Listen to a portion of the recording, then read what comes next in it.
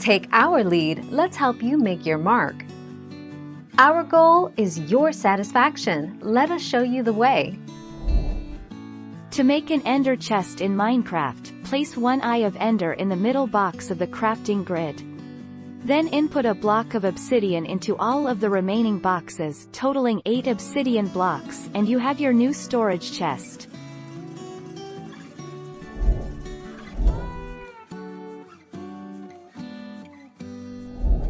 Make your mark, take our lead. When making a chest, it is important that the wood planks are placed in the exact pattern as the image below. There should be 3 wood planks in the first row, 2 wood planks in the second row with the center box empty, and 3 wood planks in the third row. This is the Minecraft crafting recipe for a chest.